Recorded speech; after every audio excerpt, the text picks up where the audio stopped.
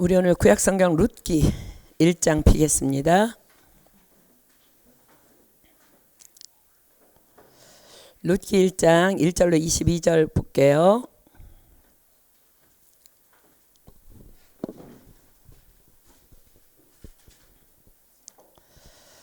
룻기서 1장 1절로 22절입니다. 다 찾으셨으면 제가 한 절 읽고 여러분들 한 절 읽고 우리 교독할게요.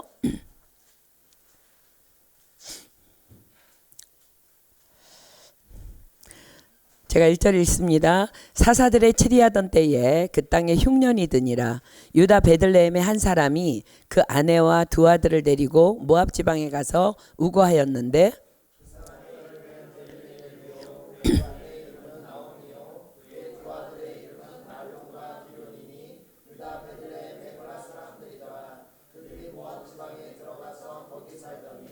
나오미의 남편 엘리멜렉이 죽고 나오미와 그 두 아들이 남았으며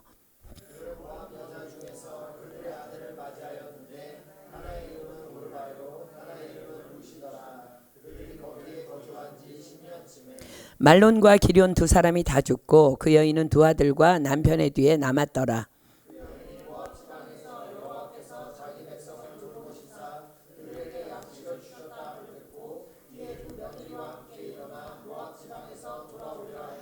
있던 곳을 떠나고 두 자부도 그와 함께 유다 땅으로 돌아오려고 길을 행하다가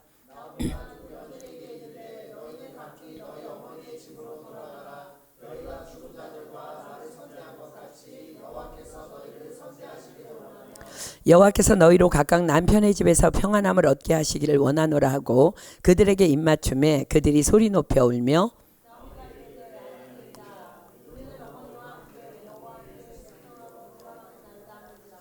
나오미가 가로되 내 딸들아 돌아가라. 너희가 어찌 나와 함께 가려느냐. 나의 태중에 너희 남편들 아들들이 오히려 있느냐.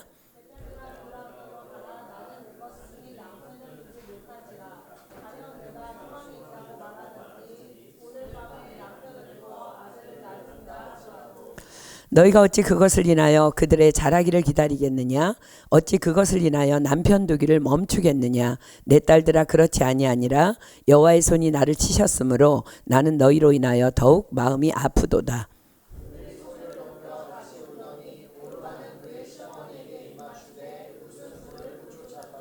나오미가 또 가로되 보라 내 동서는 그 백성과 그 신에게로 돌아가나니 너도 동서를 따라 돌아가라.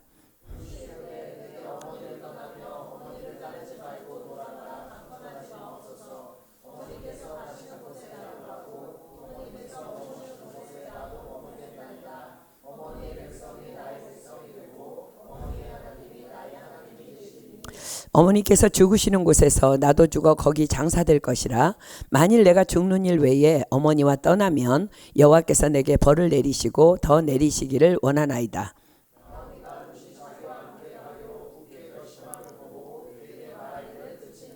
이에 그 두 사람이 행하여 베들레헴까지 이르니라. 베들레헴에 이를 때에 온 성읍이 그들을 인하여 떠들며 이르기를 이가 나오미냐 하는지라.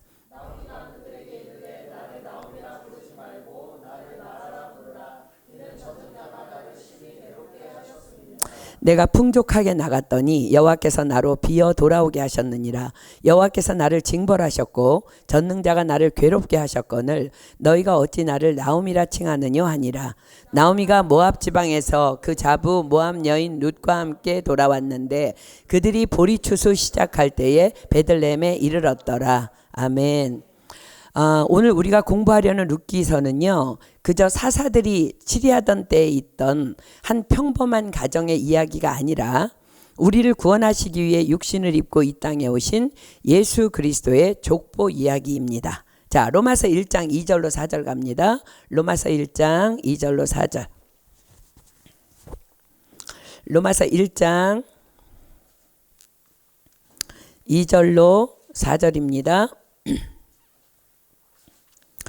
신약성경 로마서 1장 2절로 4절.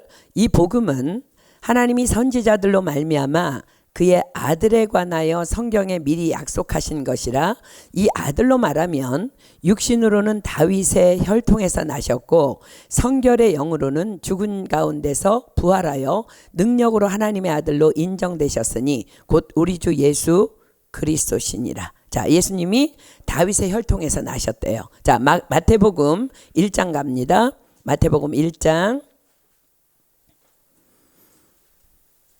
그가 오시기까지 어떤 인물들이 있었는지 볼까요? 마태복음 1장 1절 그리고 5절로 6절입니다. 아브라함과 다윗의 자손 예수 그리스도의 세계라. 자, 5절부터 6절 봅니다. 살몬은 라합에게서 보아스를 낳고 보아스는 룻에게서 오벳을 낳고 오벳은 이새를 낳고 이새는 다윗 왕을 낳으니라. 그렇습니다. 그래서 오늘의 이야기는 예수 그리스도의 세계인 다윗의 혈통인 라합과 보아스와 룻에 대한, 그리고 그 룻을 룻되게 한 나오미의 이야기입니다. 자, 본문의 배경은 사사시대입니다. 사사시대는 어떤 때라고요? 우리가 지금 계속 공부하고 있죠. 그때에 이스라엘의 왕이 없으므로 사람이 각각 그 소견에 오른 대로 행하던 시대. 그렇습니다. 그 하나님이신 왕을 다 버린 그때에 여전히 하나님을 왕으로 섬기며 살고 있던 한 여인 나오미를 하나님께서는 오늘 본문을 통해 우리에게 소개하십니다. 그리고 또 한 사람, 여전히 하나님을 왕으로 섬기며 살고 있던 숨겨진 보석 같은 하나님의 사람 보아스가 2장에 등장합니다. 그렇습니다. 룻기는 그토록 어둡고 암울한 시대에 우리에게 한 줄기 빛을 비추어주는 소망의 메시지입니다. 자, 이 보아스가 누구예요? 마태복음이 소개하고 있죠. 기생 라합이 살몬을 통해 낳은 아들입니다. 자, 살몬이 누구예요? 여리고를 정탐하러 들어갔던 두 정탐꾼 중에 한 사람. 하나님께서는 그 유다 사람 살몬과 기생 라합을 눈을 멀게 하여 아마 사랑에 빠지게 하셨나 봅니다. 그 두 사람이 결혼하여 놀랍게도 예수 그리스도의 혈통인 다윗의 고조부와 고조모가 됩니다. 자, 먼저 이 이방 여인이며 여리고 기생이었던 라합이 어떻게 여호와 하나님을 알게 되고 믿게 되었는지 잠깐 살펴보겠습니다. 자, 라합의 직업이 뭐라고요? 기생. 간혹 라합을 미화하기 위해서 어떤 역사가들이나 유대인 랍비들이요, 기생 라합을 여관주인으로 해석하기도 하지만 분명히 성경 원문도 영어 성경도 여러분들이 보고 있는 불어 성경도 다 분명히 라합을 창녀, 즉 매춘부라고 기록합니다. 그렇습니다. 라합은 술과 함께 몸을 파는 기생이었습니다. 예나 지금이나 기생의 집은 각양각색의 사람이 모여서 온갖 말들과 함께 소문들이 전해지는 곳입니다. 그러므로 가나안 거민의 민심이나 정치적, 군사적 동태들을 살피기에는 기생의 집이 매우 적절한 곳이기도 합니다. 그래서 정탐꾼들이 기생 라합의 집으로 들어갔던 것입니다. 게다가 여리고는 가나안으로 들어가기 위한 첫 관문지입니다. 그러하기에 라합은 각처에서 가나안을 드나드는 장사꾼들을 통해서 바깥 세상 돌아가는 이야기를 듣게 됩니다. 그렇게 라합은 그녀의 집을 드나드는 각양각색의 사람들을 통해서 이스라엘 백성들의 출애굽과 그들이 믿는 전능자 여호와 하나님에 대해서 듣고 또 들었을 것입니다. 하나님이라는 신이 애굽에서 행하신 10가지 기적과 홍해를 갈라지게 했던 기적, 그리고 요단 저편에 있는 아모리 사람의 두 왕 시혼과 옥을 전멸시킨 일을 들으며 그녀의 마음은 점점 여호와 하나님에 대한 경외감과 더불어 두려움이 함께 몰려왔습니다. 왜냐하면 출애굽한 이스라엘 백성들의 목적지가 바로 자신들이 살고 있는 가나안 땅이며 그들은 지금 이미 요단강 건너편에 진을 치고 요단강을 건널 준비를 하고 있다는 것입니다. 그러면 그들의 첫 번째 점령지는 당연히 바로 그녀가 살고 있는 여리고가 될 것입니다. 그리고 그녀뿐만 아니라 그 말을 전하는 자들도 또 그 말을 들은 자들도 모두가 다 두려움에 떨고 있음도 그녀는 알게 됩니다. 그래서 그녀는 재빨리 정탐꾼들을 숨겨주며 이런 정보를 제공합니다. 자, 여호수아 2장 9절로 12절입니다. 여호수아 2장 9절로 12절입니다. 기생 라합이 정탐꾼들에게 한 말이죠. 여호수아 2장 9절로 12절. 말하되 여호와께서 이 땅을 너희에게 주신 줄을 내가 아노라. 우리가 너희를 심히 두려워하고 이 땅 백성이 다 너희 앞에 간담이 녹나니 이는 너희가 애굽에서 나올 때에 여호와께서 너희 앞에서 홍해물을 마르게 하신 일과 너희가 요단 저편에 있는 아모리 사람의 두 왕 시혼과 옥에게 행한 일 곧 그들을 전멸시킨 일을 우리가 들었습니다. 우리가 듣자 곧 마음이 녹았고 너희의 연고로 사람이 정신을 잃었나니 너희 하나님 여호와는 상천하지의 하나님이시라. 그러므로 청하노니 내가 너희를 선대하였은즉 너희도 내 아버지의 집을 선대하여 나의 부모와 남녀 형제와 무릇 그들에게 있는 모든 자를 살려주어 우리 생명을 죽는 데서 건져내기로 이제 여호와로 맹세하고 내게 진실한 표를 내라. 자, 그녀가 내린 기생 라합이 내린 여호와 하나님에 대한 결론이 뭐예요? 너의 하나님 여호와는 상천하지의 하나님이시니라. 자, 하나님 여호와는 하늘 위에도 땅 아래에도 없으신 하나뿐인 신이라는 결론을 기생 라합이 내린 것입니다. 그렇게 그녀는 그 분명한 신앙 고백으로 여리고가 무너질 때 그와 그의 가족이 구원을 받게 되고 하나님의 백성 안으로 들어오는 축복을 얻게 됩니다. 자, 사랑하는 여러분, 여러분은 지금 어떤 형편과 상황 가운데 있습니까? 흙수저라서 뭐 아무것도 할 수 없다고요? 자, 라합을 보십시오. 라합은 흙수저가 아니라 세상 표현을 빌리자면 똥수저도 되지 않는 비참한 인생이었습니다. 그러나 그녀가 여호와 하나님만을 경외하고 또 두려워하기로 결정했을 때, 그러하기에 그분에게 자기의 목숨을 걸고 그분의 백성이라는 단 그 하나의 이유만으로 정탐꾼들을 숨겨주었다가 그녀와 그녀의 가족의 인생은 졸지에 역전됩니다. 자, 사랑하는 여러분, 라합은 술과 함께 몸을 파는 여자였습니다. 그러나 성경이 기록하죠. 그런즉 누구든지 그리스도 예수 안에 있으면 새로운 피조물이라. 이전 것은 지나갔으니 보라 새 것이 되었도다. 자, 사랑하는 여러분, 여러분은 어떻습니까? 예수님을 믿고 과연 이전 것은 지나갔고 여러분들은 새 것이 되었습니까? 혹 아니라면 여러분들 자기 자신을 한번 돌아보십시오. 여러분들의 믿음이 혹 두 마음이 아닌지. 자, 야고보서 1장 7절로 8절 피겠습니다. 야고보서 1장 7절로 8절. 야고보서 1장 7절로 8절입니다. 야고보서 1장 7절로 8절. 이런 사람은 무엇이든지 주께 얻기를 생각하지 말라. 어떤 사람? 두 마음을 품어 모든 일에 정함이 없는 자로다. 자, 무엇이 두 마음일까요? 첫째는 하나님의 하나님 되심을 의심하는 마음입니다. 둘째는 하나님도 믿고 환경도 믿는 두 마음입니다. 자, 하나님의 하나님 되심을 의심하는 마음의 특징이 무엇일까요? 하나님이 전능자이심을 안 믿는 것입니다. 사랑하는 여러분, 하나님이 전능자시라는 것을 믿는 믿음은 지금 나에게 그분의 전능하심을 나타내어 보여주시지 않아도 그분은 여전히 전능하신 하나님이심을 믿는 것입니다. 그게 무슨 말이냐고요? 그렇습니다. 그것은 나를 향한 그분의 완전하신 계획을 신뢰하는 것입니다. 내가 지금 왜 가난해? 내가 지금 왜 바닥을 치고 있어? 내가 지금 왜 이렇게 살아야 해? 내가 지금 왜 이렇게 되는 일이 없어? 왜 나에겐 미래가 안 보여? 내가 지금 왜 아파야 해? 내가 지금 왜 이 시간을 지나야 해? 사랑하는 여러분, 지금 당장이라도 내 인생을 역전시킬 수 있으신 전능자 하나님께서 이런 질문을 하는 사람에게 말씀하십니다.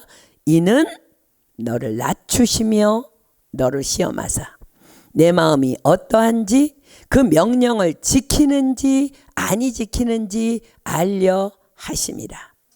이는 다 너를 낮추시며 너를 시험하사 마침내 내게 복을 주려 하심이라. 아멘. 이 비밀을 아는 자들은 그래서 어떤 순간에도 이렇게 고백합니다. 우리 지지난주 말씀이죠. 내가 비천에 처할 줄도 알고 풍부에 처할 줄도 알아.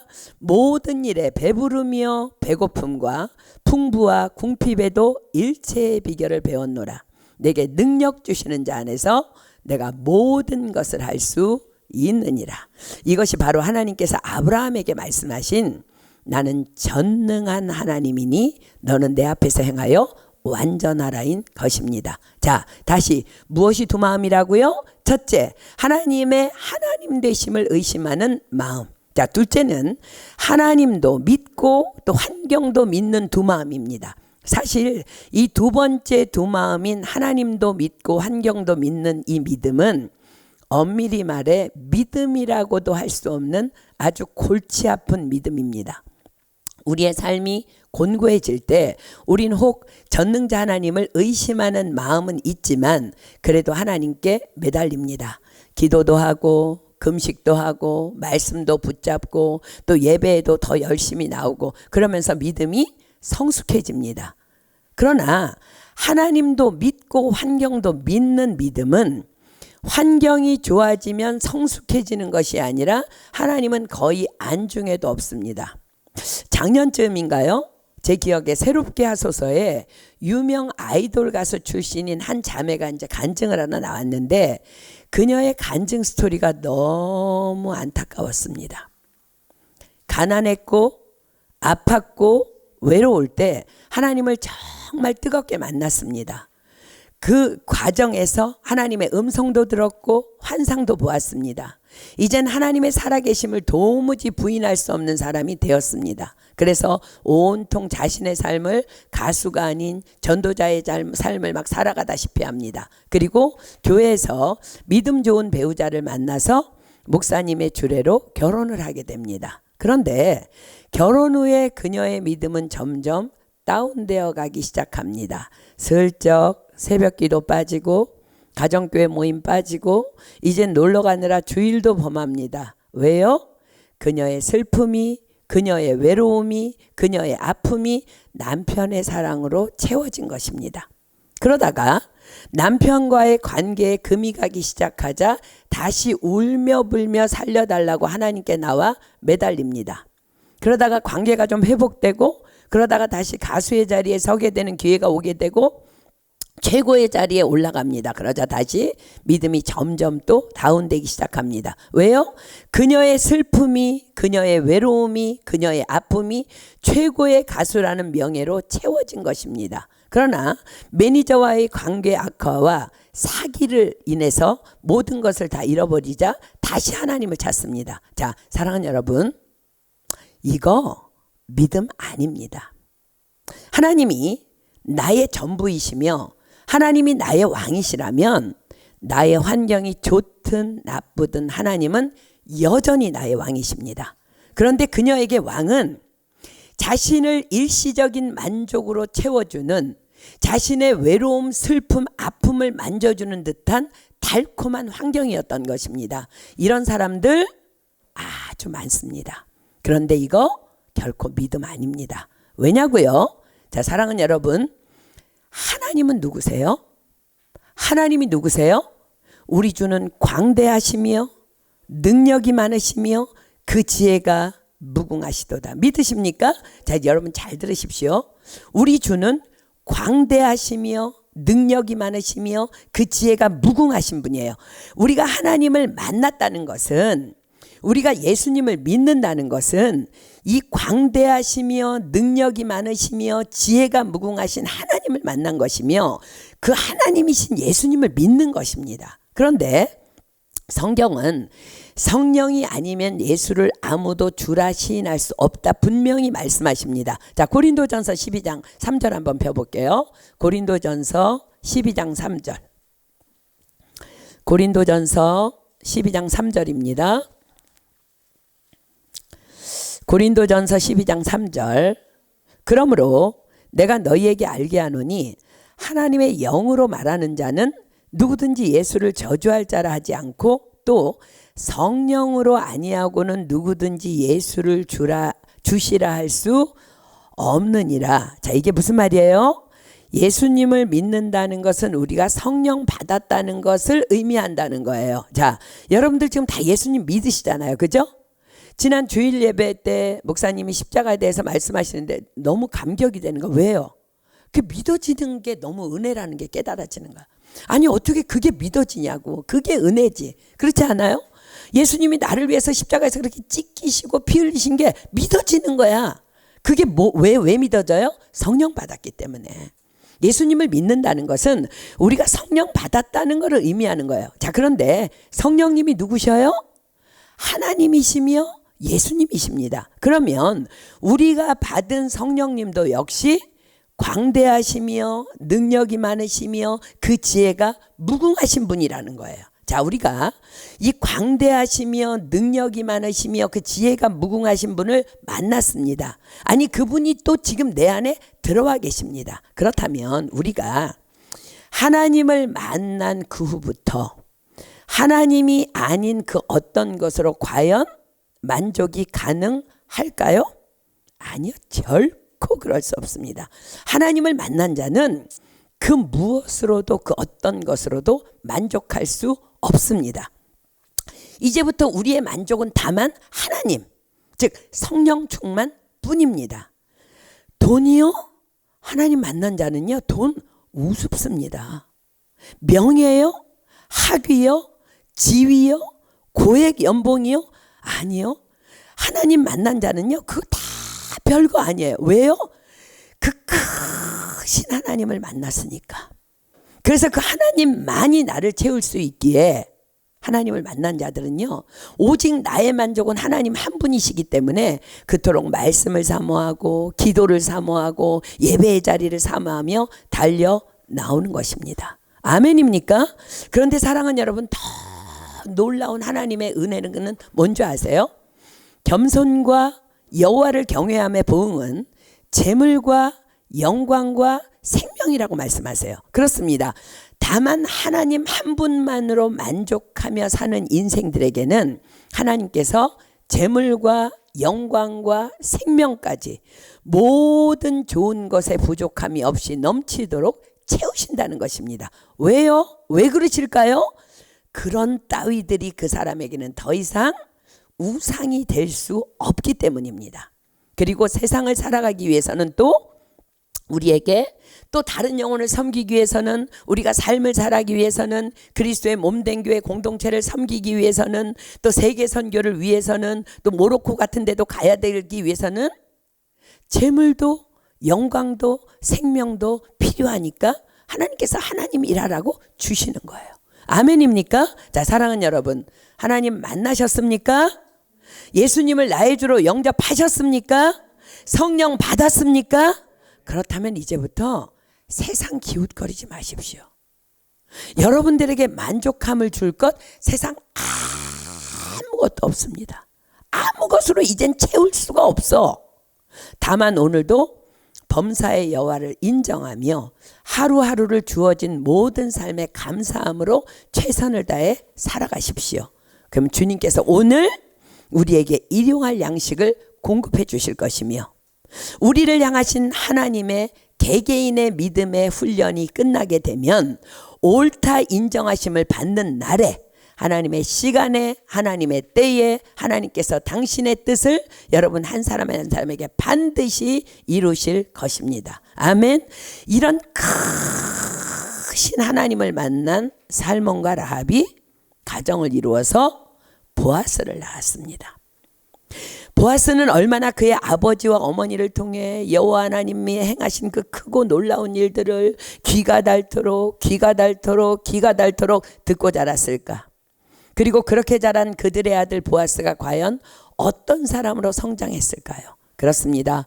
온 세상이 다 왕이신 하나님을 버린 때였지만, 그러나 보아스의 왕은 굳건히 여전히 하나님 한 분이셨습니다.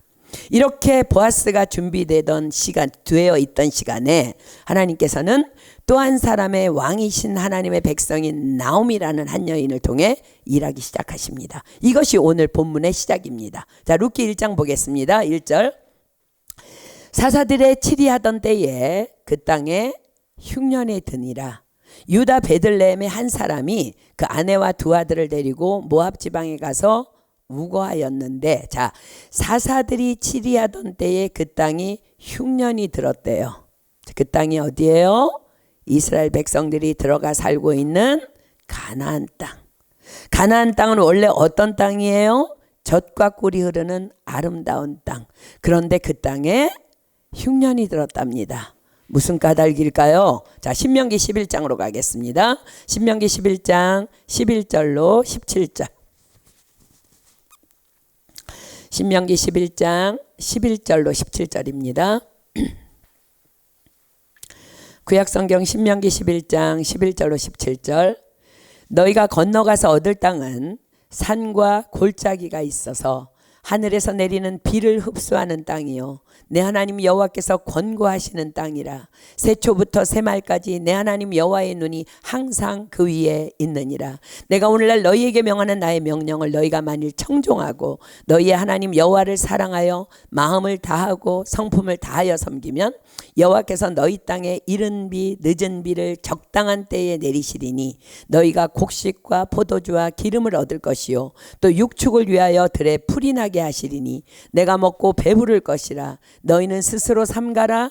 두렵건대 마음이 미혹하여 돌이켜 다른 신들을 섬기며 그것에게 절함으로 여호와께서 너희에게 진노하사 하늘을 닫아 비를 내리지 아니하여 땅으로 소산을 내지 않게 하심으로 너희가 여호와의 주신 아름다운 땅에서 속히 멸망할까 하노라. 그렇습니다. 그 땅에 흉년이 든 것은 그들의 범죄함으로 인한 분명한 하나님의 징계였습니다. 그렇다면 그 백성들이 그 흉년으로 인해 어떻게 해야 돼요? 신명기 30장으로 갑니다. 신명기 30장 8절로 9절. 신명기 30장 8절로 9절입니다. 너희는 돌아와 다시 여호와의 말씀을 순종하고 내가 오늘날 내게 명한 그 모든 명령을 행할 것이라. 내가 내 하나님 여호와의 말씀을 순종하여 이 율법책에 기록된 그 명령과 규례를 지키고 내 마음을 다하며 성품을 다하여 여호와 내 하나님께 돌아오면 내 하나님 여호와께서 내 손으로 하는 모든 일과 내 몸의 소생과 내 육축의 새끼와 내 토지 소산을 많게 하시고 내게 복을 주시되 곧 여호와께서 내 열조를 기뻐하신 것과 같이 너를 다시 기뻐하사 내게 복을 주시리라. 그러나 그때가 언제라고요? 사사들이 치리하던 때. 그때에 이스라엘의 왕이 없으므로 각각 그 소견에 오른 대로 행하였더라. 그때에 유대 베들레헴의 한 사람이 그 아내와 두 아들을 데리고 모압 지방에 가서 우거했답니다. 자, 유다 베들레헴. 여기서 많이 들어본 동네죠? 다윗의 동네이며 예수님이 나신 곳입니다. 그런데 그곳에 한 사람이 죄를 뒤집어 쓰고 그 땅을 위해 통곡하며 회개해도 모자를 파네. 그 사람이 그 아내와 두 아들을 데리고 아이고 흉년이 들었네 모압으로 갔답니다. 자, 모압 땅은 어떤 땅입니까? 모압 족속은 아브라함의 조카 롯이 자신의 큰딸과의 근친 상간으로 낳은 모압에 의해 생겨난 족속입니다. 그들의 땅은 이스라엘 백성이 가나안에 들어가는 행로 중 하나에 있었습니다. 이스라엘 백성들이 여리고 맞은편 모압 평지에 진을 쳤을 때에 모압 왕 발락은 발람을 매수해서 이스라엘 백성들을 저주하도록 했었고 또 이스라엘 사람들이 모압 땅 시팀에 있을 동안에 모압 여인들에 의해 음행의 죄를 짓게 한 족속들입니다. 이 때문에 모압 족속은 여호와의 총회에 들어오는 것이 허락되지 않았으며 하나님은 이스라엘 백성들에게 그들의 평안과 형통을 구하지 말라고 명하셨습니다. 생각만 해도 치를 떨만한 그 땅으로, 즉 들어가서는 안 될 땅으로 그들이 들어갔다는 것입니다. 그런데 본문 1절에서 한 단어를 주목하십시오. 유다 베들레헴의 한 사람이, 그렇습니다, 한 사람입니다. 그리고 그 한 사람의 이름과 그들의 가족의 이름들이 소개됩니다. 본문 2절입니다. 그 사람의 이름은 엘리멜렉이요 그 아내의 이름은 나오미요 그 두 아들의 이름은 말론과 기럯이니 유다 베들레헴 에브라 사람들이더라. 그들이 모압 지방에 들어가서 거기 유하더니, 그렇습니다, 그들의 모압 땅으로의 이주는 엘리멜렉 한 사람의 뜻이었다는 거예요. 나오미는 남편의 말에 그저 순종하여 따라갔을 뿐임을 암시합니다. 자, 그런데 그 사람의 이름이 뭐라고요? 엘리멜렉. 우리는 뭐 히브리어도 잘 모르고 이게 무슨 뜻인지 모르니까 전혀 놀라지 않아. 엘리멜렉이란, 엘리는 나의 하나님이라는 뜻입니다. 어디서 많이 들어봤죠? 엘리 라마 사박다니. 나의 하나님 나의 하나님 어찌하여 나를 버리셨나이까. 기억하시죠? 멜렉은 그리고 왕이라는 뜻입니다. 즉 엘리멜렉이라는 이름의 뜻은 나의 하나님은 왕이시다, 왕이신 나의 하나님이라는 뜻의 이름입니다. 성경에 이런 이름은 단 한 사람, 나오미의 남편뿐입니다. 그런 놀라운 이름을 가진 그가 왕이신 하나님을 버리고 모압 땅으로 아내와 두 아들을 데리고, 그것도 들어가서는 안 되는 땅 모압 땅으로 들어갑니다. 그러므로 엘리멜렉은 사사시대를 살아가고 있는 왕을 버린 모든 백성들의 삶의 모습을 그대로 보여주는 상징적 인물이라고도 할 수 있을 것입니다. 나오미의 뜻은 기쁨, 희락이라는 뜻입니다. 그런데 두 아들의 이름이 우리의 고개를 갸우뚱하게 합니다. 말론, 기럧. 말론은 병약한입니다. 기럧은 허약한입니다. 우리는 이름을 지을 때, 우리도 마찬가지지만 이름은 그것을 지닌 사람의 운명까지 결정한다고 생각해서, 특별히 또 이스라엘은 더욱더 이름을 지을 때 신중하게 짓는 것이 그들의 관례입니다. 그러니 뭐 엘리멜렉, 나오미, 좋은 이름은 다 지은 거죠. 그러나 그 두 아들의 이름이 말론, 기럧이랍니다. 병약하고 허약하답니다. 그러므로 그것은 그들의 진짜 본명이 아닐 가능성이 매우 큽니다. 룻기를 기록한 성경의 저자이신, 성경의 저자가 누구예요? 성령님. 성령님께서 하나님의 뜻을 저버리고 모압 땅으로 이주한 엘리멜렉의 두 아들이, 하나는 늘 병치레를 하였고 또 하나들은 늘 비실비실 허약한 건강 상태에 놓여 있음을 말씀하고 계신 것으로 해석하는 것이 더 옳을 것입니다. 그렇습니다. 그 두 아들은 실제로 병약했고 허약했기에 일찍 죽게 됩니다. 사랑하는 여러분, 기억하십시오. 자식을 가진 부모에게 있어서 가장 큰 고통이 뭘까요? 그것은 내 자녀가 고통받는 것입니다. 그래서 독생자 아들을 죽기까지 우리를 위해 내어주신 그 하나님의 사랑 앞에 우리는 감히 할 말을 잃게 되는 것입니다. 그렇습니다. 하나님께서는 모압 땅에 들어간 엘리멜렉에게 두 아들의 건강으로 이젠 돌이키라고, 이젠 너의 자리로 돌아가라고 자꾸 사인을 보내신 것입니다. 그러나 결국 그와 두 아들은 그 사인을 감지하지 못하고 영적으로 무딘 채 살아가다가 그 땅에서 단명합니다. 일찍 죽임을 당하고 맙니다. 그리고 나오미만 홀로 남게 되는 운명에 놓이게 됩니다. 자, 본문 3절입니다. 나오미의 남편 엘리멜렉이 죽고 나오미와 그 두 아들이 남았으며, 그들은 모압 여자 중에서 아내를 취하였는데 하나의 이름은 오르바요, 하나의 이름은 루시더라. 거기 거한 지 10년 즈음에 말론과 기럧 두 사람이 다 죽고 그 여인은 두 아들과 남편의 뒤에 남았더라.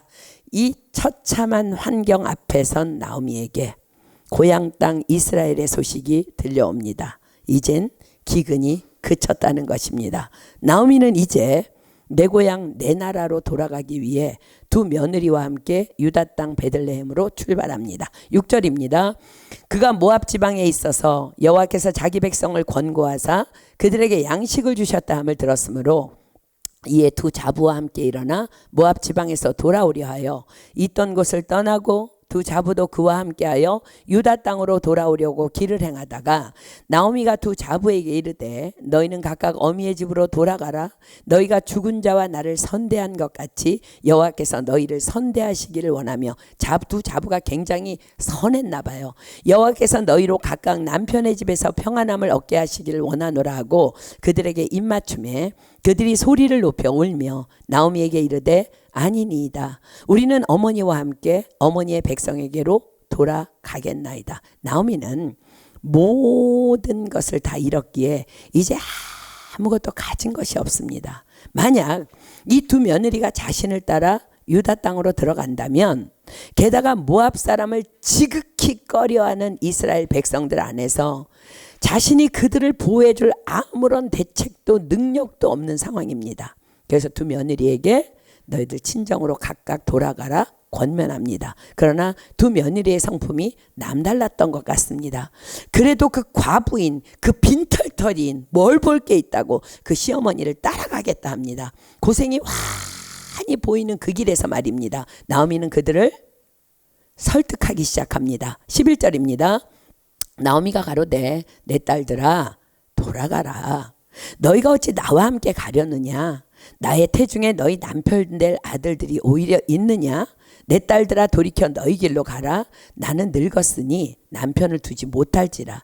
가령 내가 소망이 있다고 말한다든지 오늘 밤에 내 남편을 두어서 아들들을 생산한다 하자. 너희가 어찌 그것을 인하여 그들의 자라기를 기다리겠느냐? 어찌 그것을 인하여 남편 두기를 멈추겠느냐? 내 딸들아 그렇지 아니하니라. 여호와의 손이 나를 치셨으므로 나는 너희로 인하여 더욱 마음이 아프도다. 이것은 이스라엘의 계대 결혼에 대한 모세가 전한 규례를 지금 나오미가 말하고 있는 것입니다. 신명기 25장으로 가겠습니다. 신명기 25장 5절로 6절. 신명기 25장 5절로 6절입니다. 형제가 동거하는데 그중 하나가 죽고 아들이 없거든 그 죽은 자의 아내는 나가서 타인에게 시집가지 말 것이요 그 남편의 형제가 그에게로 들어가서 그를 취하여 아내를 삼아 그의 남편의 형제된 의무를 그에게 다 행할 것이요 그 여인의 낳은 처자들로 그 죽은 형제의 후사를 잇게 하여 그 이름을 이스라엘 중에서 끊어지지 않게 할 것이니라. 이것이 이제 이스라엘의 계대 결혼의 풍습인데, 그래서 나오미는 말합니다. 이젠 이 계대 결혼도 불가능한 상황이니 어리고 젊은 너희들을 보는 내 마음이 너무 아프다. 그러니 돌아가라 합니다. 자, 본문 14절입니다. 그들이 소리를 높여 다시 울더니 오르바는 그 시모에게 입맞추되 룻은 그를 붙쫓았더라. 며느리 오르바는 시어머니 나오미의 말대로 친정으로 돌아갑니다. 그러나 룻은 오히려 나오미를 붙좁습니다. 오히려 더 찰싹 달라붙었다는 거예요. 여기서 붙쫓았더라로 번역된 히브리어 다부카는 단순한 친근감을 넘어서 전인격적인 결합을 의미할 때 쓰이는 말입니다. 자, 본문 15절입니다. 나오미가 또 가로되 보라 내 동서는 그 백성과 그 신에게로 돌아갔나니 너도 동서를 따라 돌아가라. 룻이 가로되 나로 어머니를 떠나며 어머니를 따르지 말고 돌아가라 강권하지 마옵소서.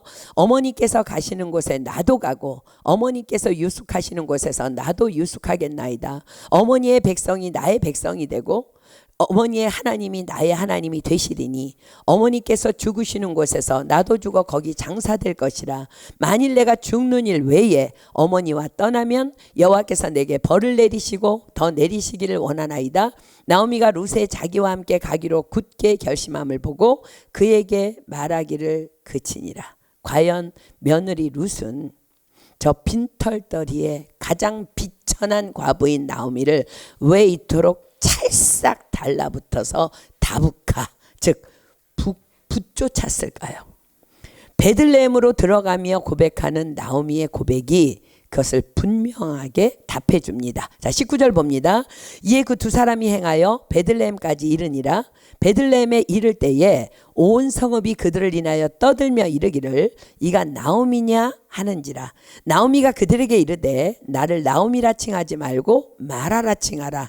이는 전능자가 나를 심히 괴롭게 하셨음이니라. 내가 풍족하게 나갔더니 여호와께서 나로 비어 돌아오게 하셨느니라.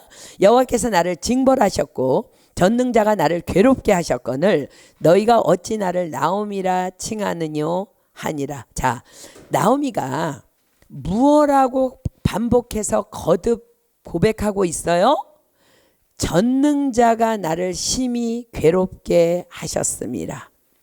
여호와께서 나를 징벌하셨고 전능자가 나를 괴롭게 하셨거늘. 그렇습니다.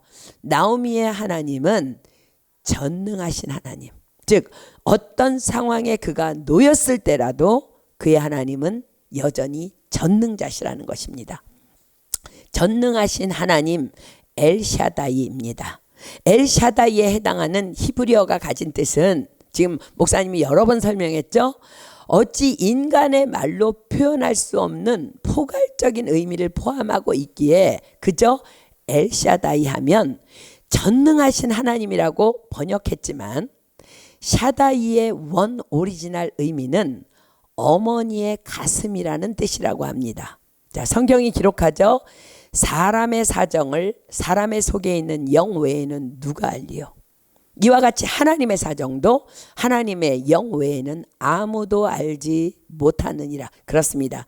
전능하신 하나님으로밖에 번역하지 못하는 엘샤다이의 하나님은 나도 모르는 나의 가슴의 상처, 아픔, 구석구석 모든 필요까지 다 공급해 주시는 하나님, 그 하나님이 전능자 하나님이시라는 거예요.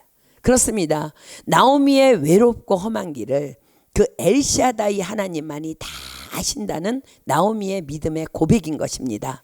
여호와께서 나를 징벌하셨고 전능자가 나를 괴롭게 하셨거늘. 이것은 나오미의 신세한탄이 아니라 정말 나오미의 믿음이 전능자 안에만 있음을 고백하는 나오미의 신앙 고백인 것입니다. 그렇습니다. 나오미는 하나님을 왕으로 모시고 살던 여인이었습니다. 그러나 그의 남편 엘리멜렉이 어느 날 모압 땅으로의 이주를 결정합니다.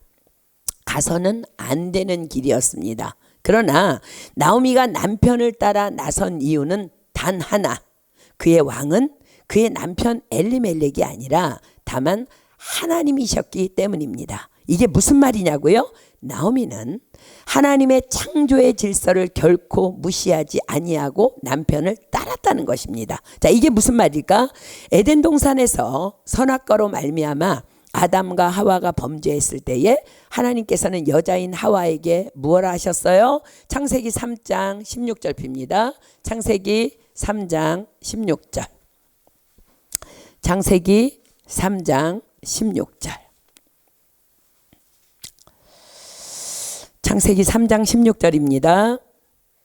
또 여자에게 이르시되 내가 내게 잉태하는 고통을 크게 더하리니 내가 수고하고 자식을 낳을 것이며 너는 남편을 사모하고 남편은 너를 다스릴 것이니라.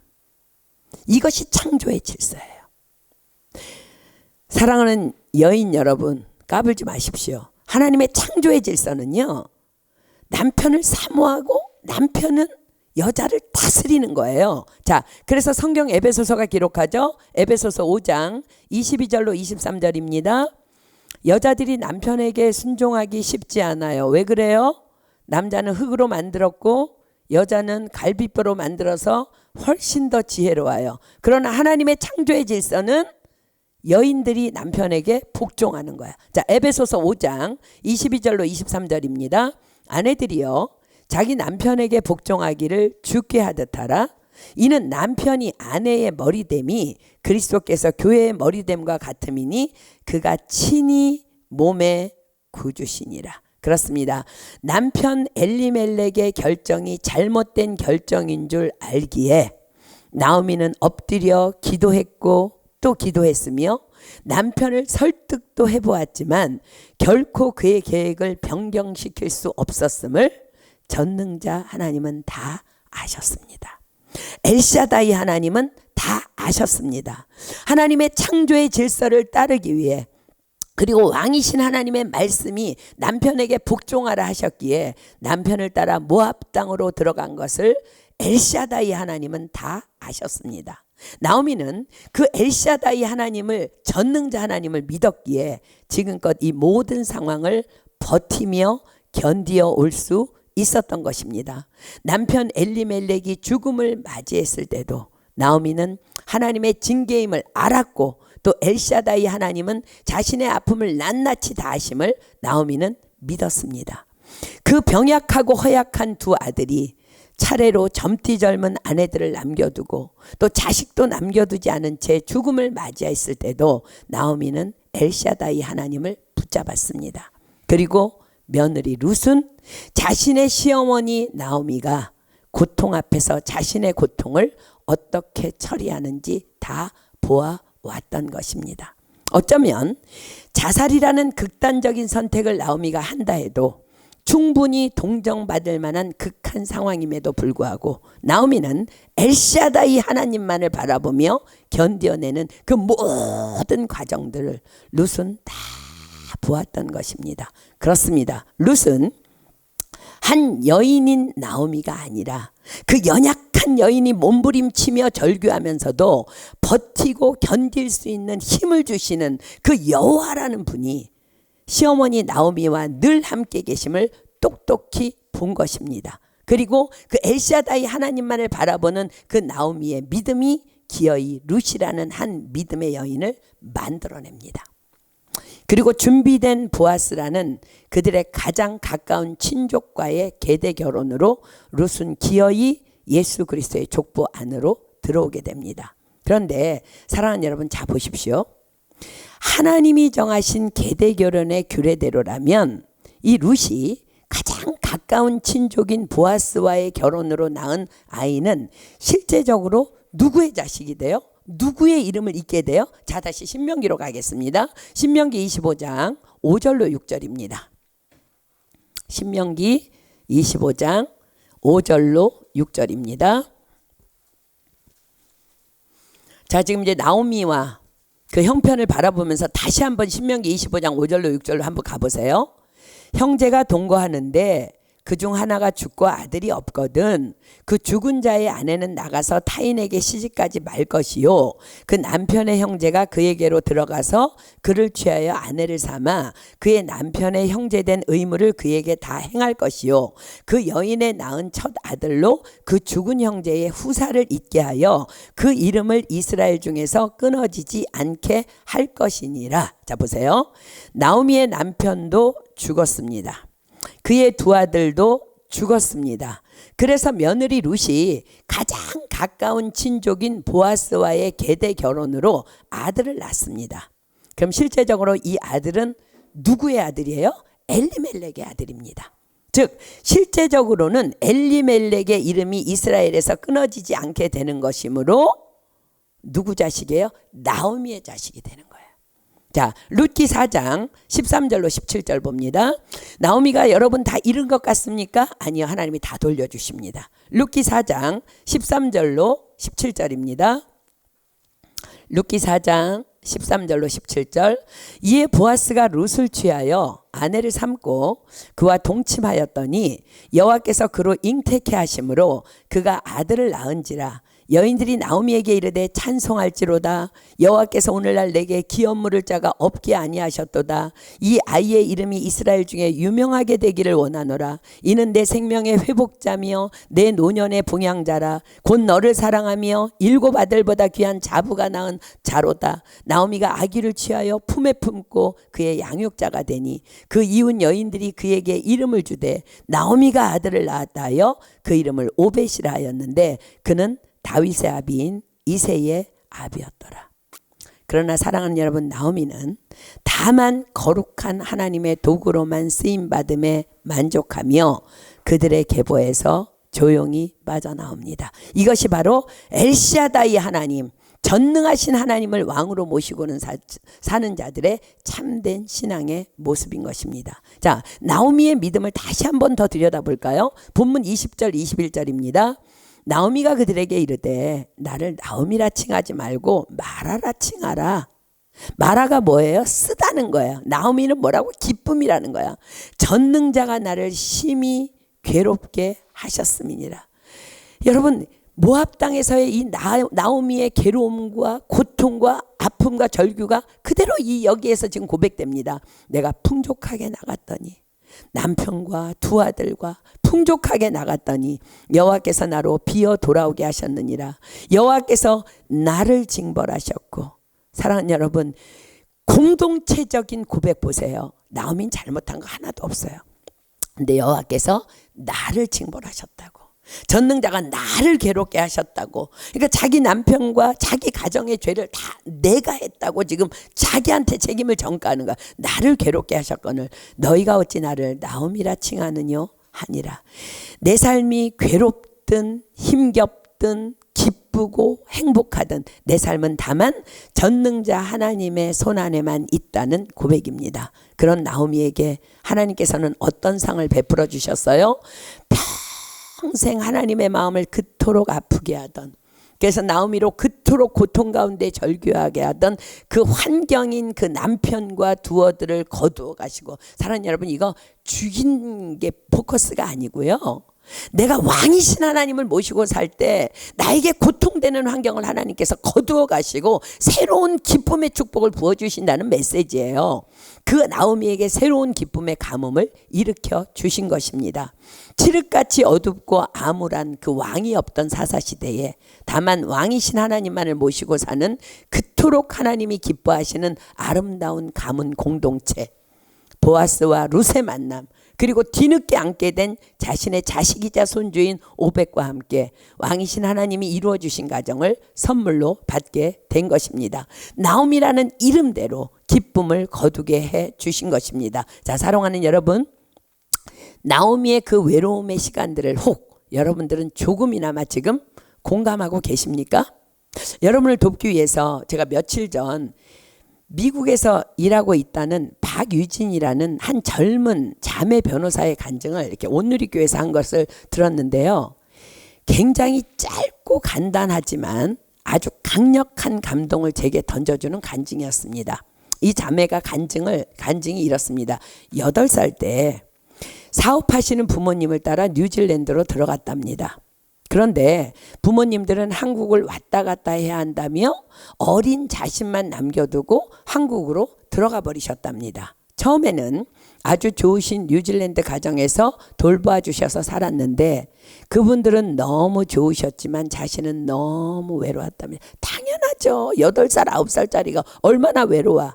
그래서 유학생 언니 오빠들이 하숙하고 있는 어떤 전도사님의 집에 들어가서 살았는데 다들 너무 잘해주시고 전도사님은 기도도 많이 해주시고 또 어리니까 교회도 꼭 함께 데려가 주셨지만 그러나 자신은 너무 외로웠답니다. 때론 너무 힘들어서 부모님께 말씀드려 보았지만 부모님은 잘 참고 견디라고만 하셨답니다. 너무 외로움에 고등학교를 다니던 중에 가족이 있는 한국으로 들어왔지만 너무 어릴 때 뉴질랜드를 가다 보니 대학 수능을 치를 능력이 안 되는 거야, 이 아이가. 그래서 다시 미국으로 대학을 갈 수밖에 없었답니다. 그 미국 생활 또한 너무 외로웠답니다. 그러던 중 난 너무 외롭다고, 그래서 나는 너무 힘들다고 울고 울다가 하나님을 만났답니다. 그런데 그 하나님께서 말씀하셨답니다. 나도 너무 외로웠다고. 그 십자가의 길이 너무 외로워서 나도 너의 외로움을 다 안다고. 그것이 이 자매와 하나님과의 만남의 시작이요 끝이었습니다. 그러나 이 자매는 그 하나님을 만난 후로 인생이 역전됩니다. 일어납니다. 예수님, 온 인류의 죄를 지고 죽으시기 위해 당신도 외로우셨군요. 그래서 나의 외로움을 다 아신다고요? 그럼 그것으로 됐어요. 난 너무 기뻐요. 당신이 나의 외로움을 다 아시니. 이것이 그 자매의 간증의 전부였어요. 그러나 너무 강렬했습니다. 사랑하는 여러분, 외로우십니까? 십자가의 주님은 얼마나 더 외로우셨을까요? 채찍 맞으시며 발길질 당하시며 침배침 당하시며 모욕당하시며, 그러나 그 길이 하나님의 뜻 안으로 가는 길이기에 묵묵히 가야만 했던 그 길이 얼마나 외로우셨을까요? 아니, 나오미는 또 얼마나 그 모압 땅에서 외로웠을까요? 다 왕이신 하나님을 버린 그 황망한 믿음 없는 벌판에서 홀로 얼마나 외로웠을까? 이것이 가족을 위하는 길이라며 날마다 큰 소리 뻥뻥 치는 남편 엘리멜렉과 살며 얼마나 그 신앙의 길이 외로웠을까요? 철없는 자식들이 모압 여인과 결혼하겠다고 난리를 칠 때 남편도 잃은 과부 엄마의 마음이 얼마나 처절했을까요? 그러나 그녀는 그녀의 엘샤다이 하나님, 내 가슴속 전부까지 다 아시는 엘샤다이 하나님을 신뢰하기에 그 하나님을 붙잡고 견디고 또 견딜 수 있었던 것입니다. 그리고 그녀는 마침내 그 엘샤다이 전능자 하나님의 은혜로 그 외로움인 끝이 나고 그녀의 이름대로 기쁨의 가정을 선물로 받습니다. 사랑하는 여러분, 군중 속에서의 외로움이라는 말이 있습니다. 분명히 교회 식구들과 함께 북적북적 있는데, 분명히 남편도 곁에 있는데, 자식도 곁에 있는데, 분명히 많은 무리 중에 섞여 있는데 외로울 수 있습니다. 그런 게 그 길이 바로 엘샤다이 하나님을 만나는, 엘샤다이 하나님과 함께 동행하는 길임을 여러분들 믿으셔야 합니다. 엄마의 가슴을 의미하는 엘샤다이 하나님, 그렇습니다. 오직 그 하나님만이 여러분의 만족이에요. 아무리 기웃거려봐야 남편이 나에게 무엇을 해주기를 원하고, 아내가 나에게 무엇을 해주기를 원하고, 부모가 나에게 무엇을 해주기를 원하고, 학교에서 나에게 학위를 해주기를 원하고, 기웃거려봐야 그 어떤 것으로도 우리의 영을 채울 수 없습니다. 왜요? 우린 이미 그 크신 하나님을 만났고 믿고 있기 때문입니다. 성령 충만이 떨어질 때 여러분들은 또 외로워질 거예요. 그러나 여러분 안에는 언제나 엘샤다이 하나님이 임재해 계십니다. 그러므로 그분께 그럴 때마다 여러분 이렇게 찬양해 보십시오. 우리 지지난주에 기원 형제가 특송한 거죠. 나 어디 거할지라도 주 날개 나를 지키네. 그 그늘 아래서 나 주님을 노래하네. 외롭고 험한 길에 내 믿음 연약해져도 기다려 주실 수 있는 주님, 늘 나의 곁에 계시며 내게 말씀하시네. 내가 너를 사랑한다. 넌 두려워 말라. 나 사랑하리 당신을, 신뢰하리 그 마음. 내가 살아 숨쉬는 동안 주님. 그렇습니다. 이 전능자 하나님만을 붙잡고 나아가는 믿음, 이것이 진정으로 여러분들이 왕이신 하나님을 모시고 사는 길인 것입니다. 모두가 다 왕이신 하나님을 버리고 각각 다 자기의 소견에 오른 대로 살아가고 있는 이 마지막 때에 사사기 19장과 레위기 18장의 그 시대를 재현하고 있는 이 마지막 때에 하나님께서는 당신이 사용하실 한 사람, 다만 왕이신 나의 하나님, 나의 하나님은 왕이십니다. 이름만 뺀질나게 엘리멜렉이 아닌 진정한 엘리멜렉을 찾고 계십니다. 그것을 고백하는 그 라합을, 그 나오미를 하나님은 지금 찾고 계시다는 거예요. 사랑하는 여러분, 내가 이 악한 세대에 그 한 사람 라합이 돼요. 또 이 악한 세대에 그 한 사람 나오미가 돼요. 예수 그리스도의 세계를 이룰 보아스를, 또 룻을 길러내야 하지 않겠습니까? 그것만이 오늘 우리가 살아 숨쉬는 동안의 사명인 것입니다. 사랑하는 여러분, 또 한 가지, 왕이신 하나님을 모시고 사는 하나님의 백성은요, 결코 하나님의 질서를 거스르지 않습니다. 남편 엘리멜렉이 모압 땅으로의 이주를 결정했을 때 똑똑한 아내들은 이혼합니다. 그러나 나오미는 그 남편이 아닌 하나님의 질서를 따르기로 결정합니다. 그리고 그 길에서 룻이라는 한 여인을 놀라운 선물로 받게 됩니다. 이것이 룻기서가 우리에게 주시는 왕이신 하나님의 메시지입니다. 사랑하는 여러분, 우리의 가장 위권이자는 누구입니까? 바로 왕이신 하나님 한 분뿐이십니다. 여러분은 지금 어떤 경우에도 왕이신 하나님의 말씀의 권위를 거스르지 않고 살고 있는지 오늘 점검해 보십시오. 기억하십시오. 하나님이 나의 왕이시라는 것은 그분의 모든 말씀에 순종하는 것이며, 그렇기 때문에 또한 범사에 그분을 인정하며 따라가는 것입니다. 아멘. 우리 시간 찬양하고 우리 기도하겠습니다. 여러분, 엘샤다이 하나님 기억하십시오. 그분은 여러분에게, 우리는요 전능자 하나님이라 그러면 어떤 물리적인 것들에 대한 축복을 기대해. 병이 낫고 돈을 주시고 아니요. 여러분 가슴속 깊이 뼛속 깊이까지 숨어있는 그 외로움까지 다 감찰하시는 그 하나님이 엘샤다이 하나님이에요. 어머니의 가슴이라는 뜻을 가진 그 엘샤다이 하나님, 도무지 해석할 길이 없어서 전능자라고 해석할 수밖에 없었던 그 엘샤다이 하나님이 여러분을 지키고 계십니다. 아멘. 이 시간 우리 그 하나님을 묵상하며 나 어디 거할지라도 주 날개 나를 지키네. 그 그늘 아래서 나 주님을 노래하네. 우리 함께 찬양하고 기도하겠습니다. 정말 여러분들 고백했으면 좋겠습니다. 내가 그러한 나오미와 같은 삶을 그 길을 걷겠습니다. 엘샤다이 하나님, 내가 이 찬양으로 당신을 고백합니다. 우리 정말 진정으로 마음 다해 고백했으면 좋겠습니다.